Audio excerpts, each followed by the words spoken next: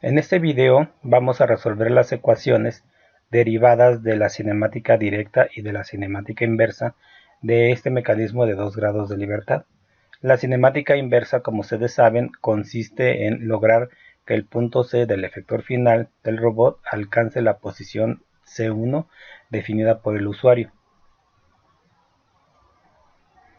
Recordando que la metodología consiste en definir bases tanto fija como local móvil en cada uno de los eslabones. A través de las transformaciones que representan una rotación, podemos obtener el sistema de ecuaciones para la cinemática directa, que como sabemos consiste en dar datos de los ángulos, las longitudes para localizar la posición del efector final referido a un sistema de coordenadas fijo. Hablamos de las definiciones de la cinemática directa e inversa y de la síntesis en base a la ecuación de lazo. Tenemos como incógnitas a P y Q, parámetros de rotación del primero y del segundo eslabón para alcanzar el punto C1. En el caso 1 tenemos este sistema de ecuaciones de 4×4 no lineal del tipo polinomial en términos de sus incógnitas P1, P2, Q1 y Q2. Y tenemos el caso 2 también, que es un sistema de ecuaciones, y ambos sistemas de ecuaciones, sus soluciones satisfacen la misma tarea de llegar a la posición, pero con diferente ángulo para el eslabón 2 sobre todo. Muy bien, pues vamos a iniciar el archivo de matemática para resolver el sistema de ecuaciones.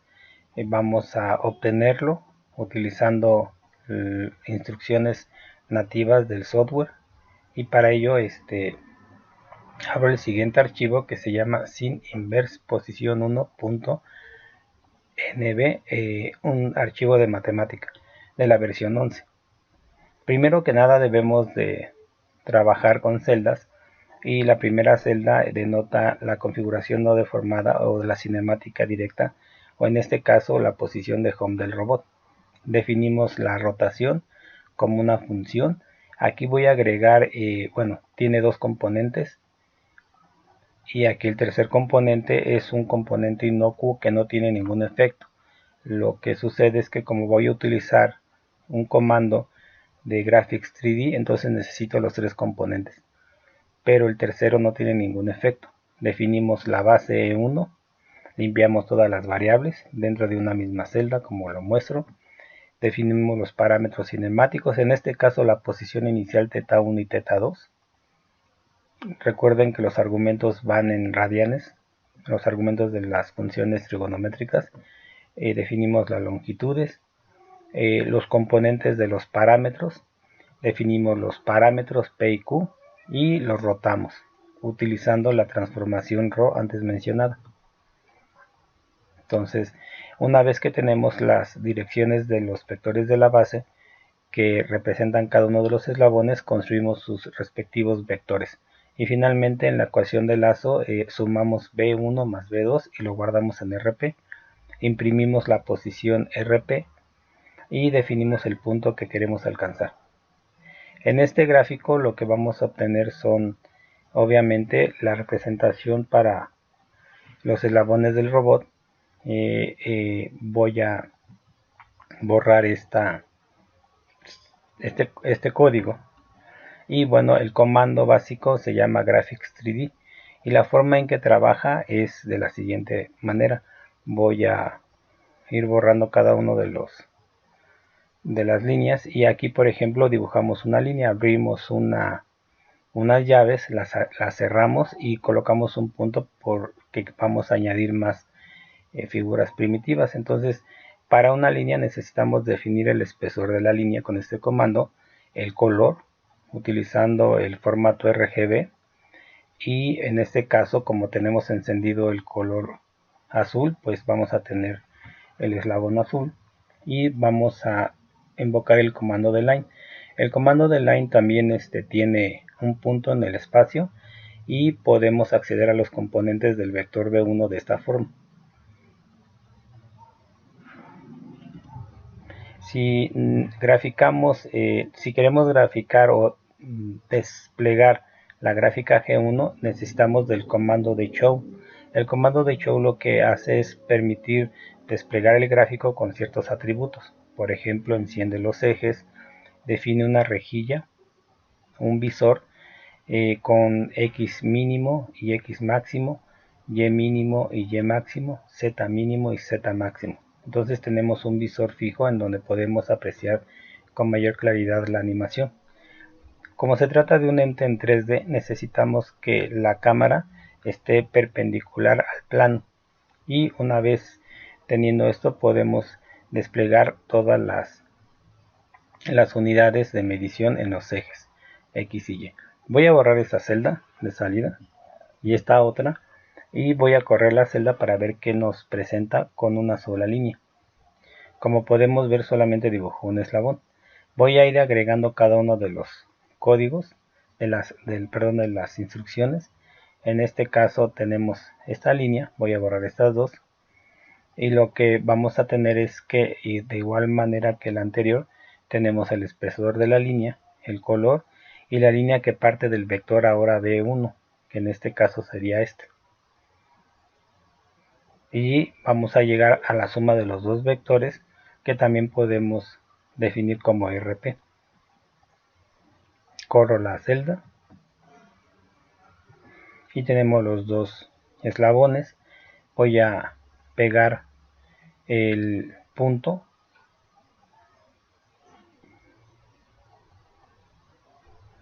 y voy a quitarle esta coma porque puede ocasionar error, y aquí aparece el punto que quiero alcanzar.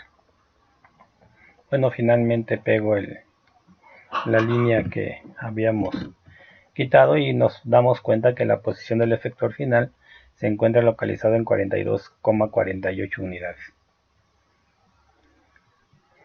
Muy bien, ahora lo que vamos a hacer es esta celda que he añadido es con la finalidad de conocer el sistema de ecuaciones, cómo queda el sistema de ecuaciones de la cinemática inversa, y para ello definimos las incógnitas P y Q, generamos los vectores de las bases locales móviles ya que van a rotar, construimos los vectores B1 y B2 y la nueva posición a alcanzar, que sería para el punto C.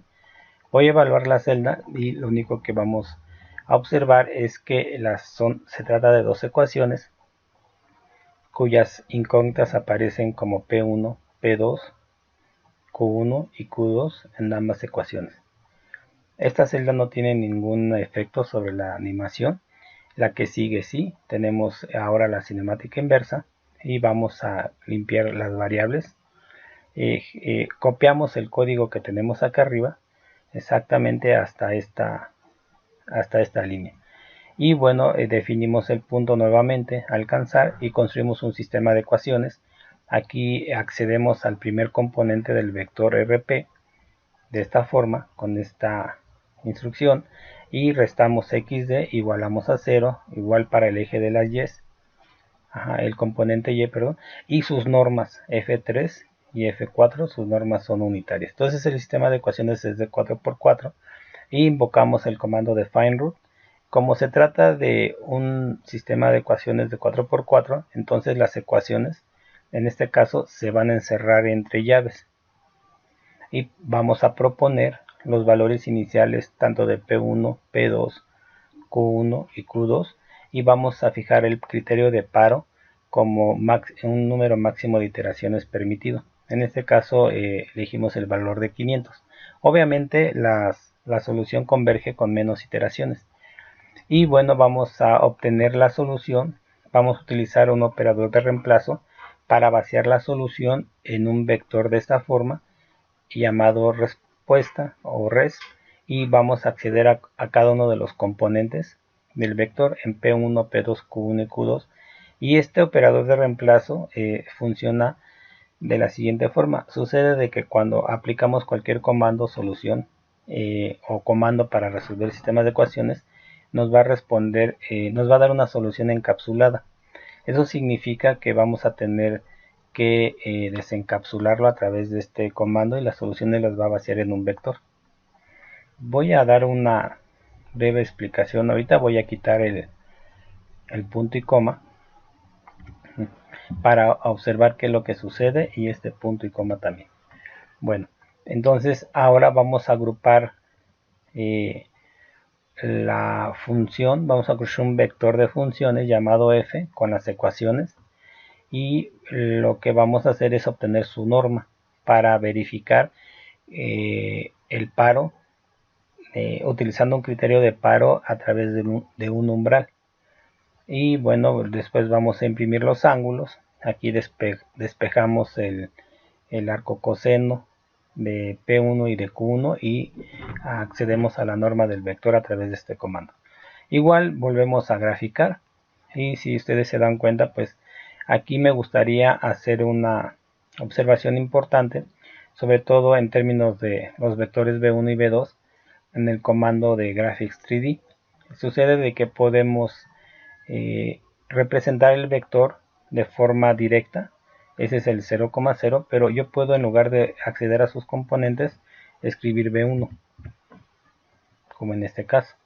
Y para el segundo vector voy a empezar desde el vector B1, y este vector que tenemos aquí pues sería el vector RP. Vamos a ver qué vector es, el de posición RP1. Entonces puedo escribir aquí el vector RP1, y como ya contamos con las llaves, ya no tendría que haber ningún problema. Aquí en este caso, cuando matemática resalta las llaves de esta forma, significa que falta algo, que se perdió, y lo que voy a hacer es agregar una llave para cerrar el comando o quitar una de ellas.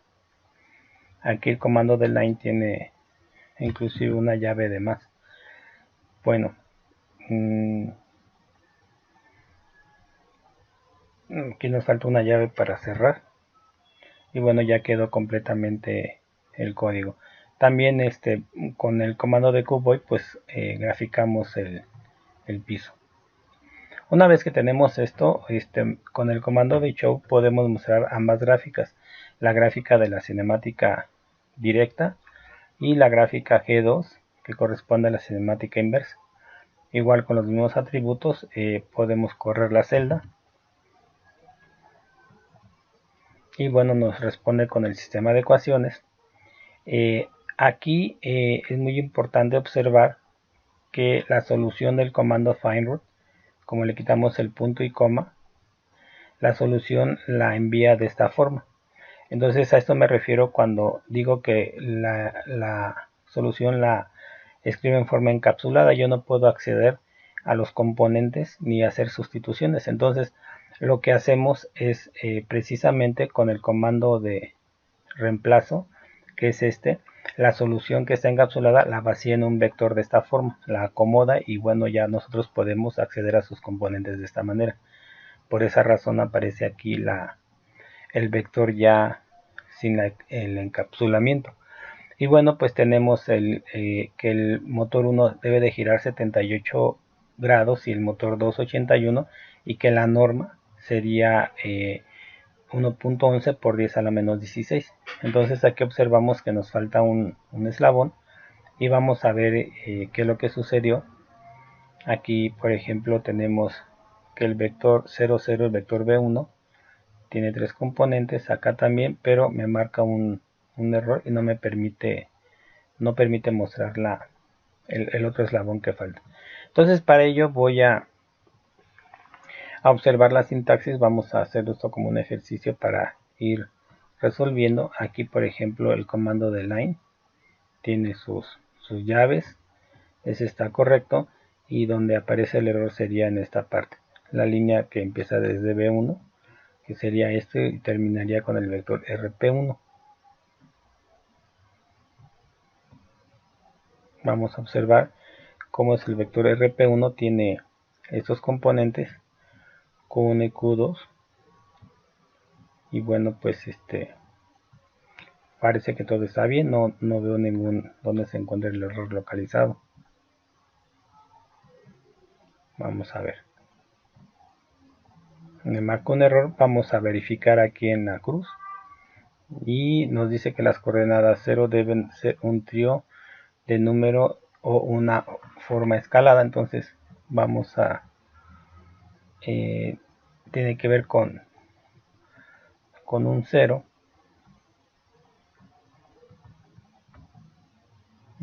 Tenemos aquí la línea. Bueno, aquí el error es este, que estamos agregando un 0 de más, y porque el vector RP1 es un vector en R3. Entonces corremos la celda y ahora sí tenemos la posición alcanzada. Bueno, vamos a continuar ahora con cómo quedaría el algoritmo de Newton-Raphson implementado en esta simulación. Bueno, pues la configuración no deformada pues es la misma. Voy a salirme del kernel para borrar todas las variables y iniciar con esta celda. La cinemática directa queda exactamente igual, no hay ningún cambio. Voy a borrar estas celdas de salida para que observemos cómo queda. Y vamos a limpiar las variables. Y en este caso lo único que vamos a sustituir es el comando de findRoot por todo este código. ¿Por qué? Porque este código representa precisamente el algoritmo de Newton-Raphson. Entonces voy a explicarlo brevemente. Este algoritmo sustituye a este comando, al comando de findRoot. Y bueno, pues debemos de tener más o menos los mismos resultados. Voy a platicar un poquito de ello. Primero vamos a definir el vector de incógnitas para la obtención simbólica del jacobiano. Este es el vector de incógnitas x, y luego a través de una función voy a representar la función de restricción o el vector de funciones de restricción, o funciones en este caso que serían ecuaciones. Utilizo un comando que se llama definición a través de este comando que se llama evaluate. Lo que hace es que cuando yo aplico la derivada parcial de f de x con respecto a la variable x, que es un vector, entonces voy a obtener un jacobiano de 4×4. Pero si yo no lo evalúo, entonces voy a tener problemas a la hora de querer introducir información. Por eso este comando lo que hace es forzar a la solución cuando yo le doy un valor, envío el vector x al jacobiano. Y bueno, después lo que hacemos es obtener la inversa del jacobiano a través de este comando que se llama inverse, hasta aquí, y lo vuelvo a evaluar. Entonces esto de evaluate es recomendable que lo usen cuando estén definiendo funciones de este tipo. Hace la sustitución directa de los valores del argumento. En caso de que no fuera así, lo que hace es solamente presentar en forma simbólica la operación, pero no la resuelve. Finalmente lo que vamos a hacer es proponer un vector de valores iniciales de esta forma, y vamos a modificar un poquito el traspaso del valor de la raíz calculada al valor de la raíz propuesta a través de este comando. Es decir, vamos a acceder a los componentes de x1. El primer componente, que sería p1, se lo vamos a asignar a p1 de esta forma para que funcione el algoritmo. Y bueno, vamos a definir un número de iteraciones igual a 10, y vamos a pegar un texto que va a servir de texto, de un renglón de texto, donde va a haber una columna de número de iteraciones, el valor de P1, P2, Q1 y Q2, y el umbral que alcanzamos con cada una de las iteraciones. Vamos a utilizar el comando de table. Table es un comando parecido al ciclo while, for, do, que permite generar iteraciones. Entonces metemos la ecuación del algoritmo de Newton-Raphson, hacemos el cambio de variable. En este caso, recuerden que estamos manejando de alguna forma vectores. Entonces aquí x1 llamamos otra vez a la ecuación para hacer el reemplazo del valor encontrado de xn. Lo pasamos a los valores p1, p2, q1 y q2. Y después este comando lo que permite es unir la información que hemos calculado. Por ejemplo, el número de iteraciones. Tenemos también el valor de xn, accedemos a su valor 2, 1, 2, 3 y 4. Y bueno, y obtenemos la norma, y estos son los valores de cada uno de las etiquetas que tenemos acá. Una vez que hacemos esto, el valor de I se va a ir incrementando de 1 en 1 hasta llegar al valor máximo de IT definido aquí.